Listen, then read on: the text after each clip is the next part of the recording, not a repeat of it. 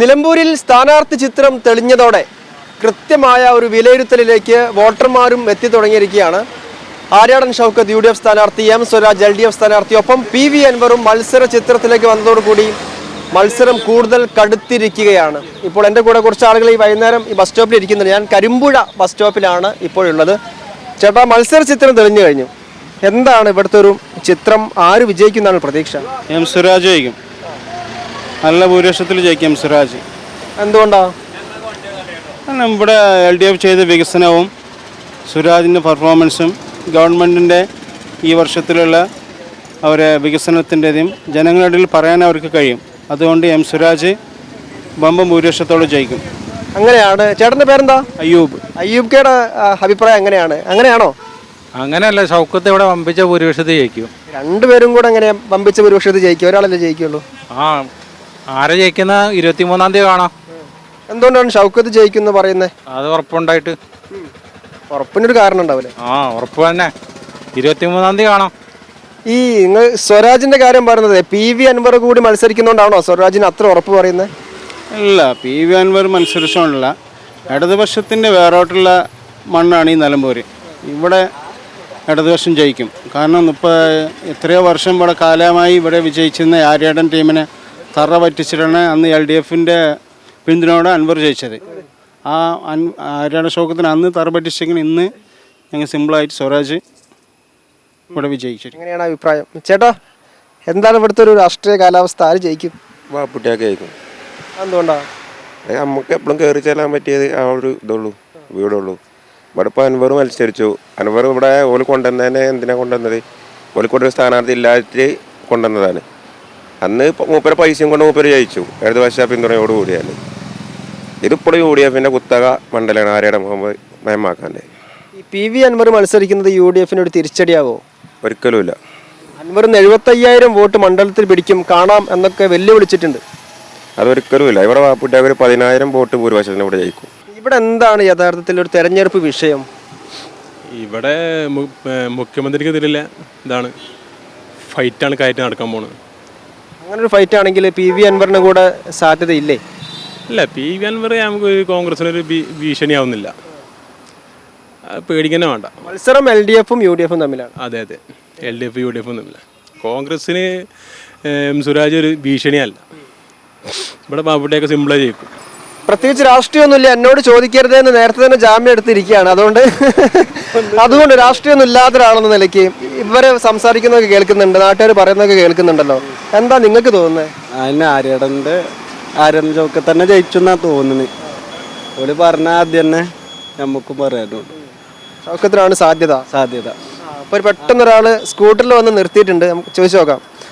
ഇവിടെ സ്വരാജ് ഉണ്ട്, ഷൗക്കത്ത് ഉണ്ട്, അൻവർ ഉണ്ട്. ആർക്കാണ് സാധ്യത? ഈ വട്ടം ഷൗക്കത്തിനാണ്. സ്വരാജ് നല്ല കടുത്ത മത്സരമാവും. ഇവിടെ സ്വരാജും വോട്ട് പിടിക്കും, പക്ഷെ ജയിക്കണത് ഷൗക്കത്താവും. പിന്നെ അൻവറാക്ക പിന്നെ 9 കൊല്ലം നിന്ന ആളാണ്. മൂപ്പര് രാജിവെച്ച തന്നെ എന്തിനാ വെറുതെ ഈ 5-8 മാസം രാജിവെച്ച് അതിൻ്റെ ആവശ്യമില്ലായിരുന്നു എന്ന് തോന്നി. എന്നിട്ട് മൂപ്പരൂടെ സ്വതന്ത്രനായിട്ട് വന്ന് മത്സരിക്കുകയാണ്. അതിലൊരർത്ഥമില്ല. പിന്നെ സ്വതന്ത്രനായിട്ട് വന്ന് മത്സരിക്കുക രാജിവെച്ചതിന് ശേഷം. ത്രികോണ മത്സരം ഉണ്ടോ അതോ LDFും UDFും തമ്മിൽ മാത്രമാണോ മത്സരം? മത്സരമാണ് ഇവിടെ. LDF UDFും തമ്മിലുള്ള മത്സരമാണ്. ശരിക്കും ത്രികോണ മത്സരം ഇല്ല. അൻവറാക്ക പിന്നെ ദേശം വോട്ട് പിടിക്കും. അൻവർ വെറുതെ ഒരു ഹൈപ്പിടുന്നതാണ്. അതാണ് സത്യം. പിന്നെ കുറച്ച് വോട്ട്. 9 വർഷം ഇവിടെ MLA ആയിരുന്ന ഒരാൾ മുഖ്യമന്ത്രിക്കെതിരെ അല്ലെങ്കിൽ പോലീസിലെ RSS വൽക്കരണത്തിനെതിരെ ഒക്കെ സംസാരിച്ച് ഇപ്പോഴും അത് തുടർന്ന് കൊണ്ടുപോകുന്ന ഒരാൾക്ക് കുറച്ച് വോട്ടൊക്കെ കിട്ടില്ലേ? കുറച്ച് വോട്ട് കിട്ടണ്ടെന്ന് നമുക്ക് അഭിപ്രായമൊന്നുമില്ല. അന്ന് അൻവറാക്ക പറഞ്ഞതിനോട് അൻവറാക്ക പിന്നെ നിന്നിട്ടില്ല. മുഖ്യമന്ത്രിക്കെതിരെ പറഞ്ഞു, കുറച്ച് പോലീസ് ഉദ്യോഗസ്ഥന്മാർക്കെതിരെ പറഞ്ഞു, കുറച്ച് സ്വർണ്ണം ഉണ്ടാക്കണം ചന്ദ്രൻ്റെ പേര് പറഞ്ഞു. ഇതൊക്കെ എന്നല്ലാതെ എന്ത് കാര്യം അവിടെ നടന്നു? അതുകൊണ്ടൊന്ന് ജനങ്ങളെ ബാധിക്കണം. നിലമ്പൂരിലെ മെയിൻ പ്രശ്നം ബൈപ്പാസാണ്. ഈ ബൈപ്പാസ് അൻവറാക്ക 10 കൊല്ലമായിട്ടിരുന്നു. ഇപ്പം ശരിയാകുന്നതുകൊണ്ട് ശരിയായിട്ടുമില്ല. ഇപ്പോഴും അതിൻ്റെ കാൽഭാഗം 2 കിലോമീറ്ററാണ് ആ റോഡ് നടന്നത്. 2 കിലോമീറ്റർ ഉണ്ടോ? ആകെ 2 കിലോമീറ്റർ റോഡ് ഇപ്പോഴും നടന്നിട്ടുള്ളൂ. ബാക്കിയുള്ള മുഴുക്ക കയറില്ലാതെ കെട്ടിട്ടേക്കുക. അങ്ങനെയുള്ള വികസന മുരടിപ്പ് കൂടി ചൂണ്ടിക്കാണിക്കുകയാണ് നിലമ്പൂരിലെ വോട്ടർമാർ. കുറച്ച് യുവാക്കളെ കൂടി പെട്ടെന്ന് കിട്ടിയിട്ടുണ്ട്. ഇവിടെ ത്രികോണ മത്സരം ഇല്ല എന്നൊക്കെയാണ് പറയുന്നത്. ചിലർ ഷൗക്കത്തിന് സാധ്യത പറയുന്നു, മറ്റു ചിലർ സ്വരാജ് ജയിക്കുമെന്ന് പറയുന്നു. എന്താ നിങ്ങളുടെ അഭിപ്രായം? അല്ല, നമുക്ക് തന്നെ ഇത് രണ്ടിലും ഏതെങ്കിലും ഒരാളെ ജയിക്കുന്നില്ലാണ് നമ്മൾ മിക്കരുതിന്. കറക്റ്റ് ആരെന്നില്ല നമുക്കും. ഇവിടെ യഥാർത്ഥത്തിലെ നിലമ്പൂരുകാരുടെ പ്രശ്നങ്ങൾ ചർച്ചയാവുന്നുണ്ടോ? നിലമ്പൂരുകാരുടെ പ്രശ്നങ്ങൾ ചർച്ച ശരിക്കും ആവുന്നില്ല എന്നാണ് എൻ്റെ ഒരു കാഴ്ചപ്പാട്. കാരണം മൊത്തത്തിൽ ഇവിടെ ഒരു മത്സരം ഇങ്ങനെ ഇതങ്ങനെ ആരും ജയിക്കുന്നില്ല. ഇതല്ല പ്രശ്നങ്ങൾ എടുത്തു പറഞ്ഞാൽ ആരും മത്സരിക്കില്ല. പിന്നെ മെയിനായിട്ട് എടുത്തു പറയണത് കേട്ടത് നമ്മൾ ഈ വന്യമൃഗത്തിൻ്റെ ആ ഒരു പ്രശ്നങ്ങൾ മാത്രമേ കേട്ടിട്ടുള്ളൂ. വേറെ പ്രശ്നങ്ങളൊന്നും പറയണത് കേട്ടില്ല. അതുപോലും വേണ്ട രീതിയിൽ ഹൈലൈറ്റ് ചെയ്യുന്നില്ല അല്ലേ? ഇല്ല, അത് അങ്ങനെ ശ്രദ്ധിക്കപ്പെട്ടില്ല. പിന്നെ എന്താ നിങ്ങൾക്ക് എന്താ തോന്നുന്നത്? ഇവിടെ എന്താ UDF ബാപ്പുട്ടിയൊക്കെ. എന്തുകൊണ്ടാ ബാപ്പുട്ടിയൊക്കെ എന്തുകൊണ്ടാന്ന് വെച്ചാൽ ഇപ്പോൾ ഇങ്ങനെ താഴെത്തട്ടിൽ ആളുകളോട് ചോദിച്ചറിയാലോ.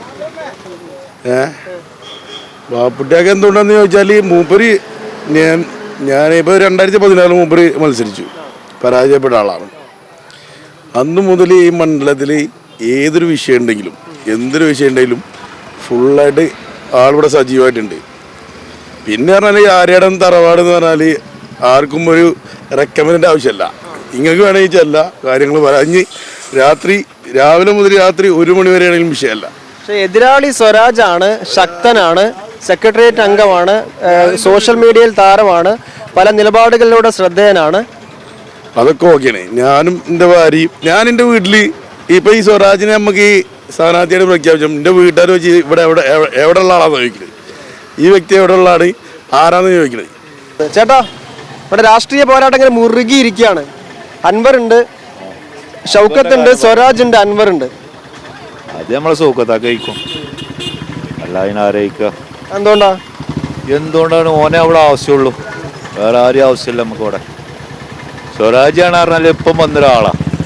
ഓനെ ഏതാണ് നാട്ടുകാരനല്ലേ? എന്ത് നാട്ടുകാരോ? ഇപ്പോഴല്ല നാട്ടുകാരനാണെന്നല്ലോ അറിയണ്. ഇതിന് മുന്നേ എവിടെയാണ് ഓന്?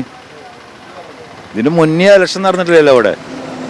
അപ്പം ഓൻ എവിടെയാണ് നാട്ടുകാരനാണെന്ന് പറഞ്ഞാണ്ട് പിന്നെന്തിനു അൻവർ നിർത്തിന് ഇവിടെ ഓനക്ക് എന്നാ പോരേനോ? ഷൗക്കത്തിന് സാധ്യത പറയുമ്പോഴും PV അൻവർ അപ്പുറത്ത് മത്സരിക്കുന്നുണ്ട്. UDFന് കിട്ടേണ്ടിയിരുന്ന കുറേ വോട്ട് അൻവർ കീശയിലാക്കില്ലേ? അതൊന്നുമില്ല. ഇവിടെ ജനങ്ങൾക്കൊരു വ്യക്തിപരമായിട്ടുള്ള ഒരു അഭിപ്രായമുണ്ട്. അതിൽ വാപ്പിട്ടിയാക്കിയാലും ജയിക്കുക, അല്ലാതെ മറ്റുള്ളത് നോക്കണ്ട. നിലമ്പൂരിലൊരു ത്രികോണ പോരാട്ടാണോ? അതെ, ത്രികോണ പോരാട്ടം. ഞാൻ പറയണത് അൻവർ ഒരു 70,000 വോട്ട് പിടിക്കും. നാട്ടുകാരുടെ പ്രതികരണത്തിൽ നിന്ന് ഒരു കാര്യം വ്യക്തമാണ്, നിലമ്പൂരിൽ മത്സരം കടുത്തിരിക്കുകയാണ്. ഒരു കാര്യം കൂടി വോട്ടേഴ്സ് ഊന്നി പറയുന്നുണ്ട്, നിലമ്പൂരുകാരുടെ വിഷയങ്ങൾ വേണ്ട രീതിയിൽ ചർച്ച ചെയ്യപ്പെടുന്നില്ല എന്നുള്ളത്. അത് രാഷ്ട്രീയക്കാർക്കുള്ള ഒരു സന്ദേശം കൂടിയായി മാറുന്നുണ്ട്. ക്യാമറ പേഴ്സൺ ഷാനു ഞെട്ടിക്കുളത്തിനൊപ്പം മുഹമ്മദ് ഷംസീർ, മീഡിയ 1, നിലമ്പൂർ.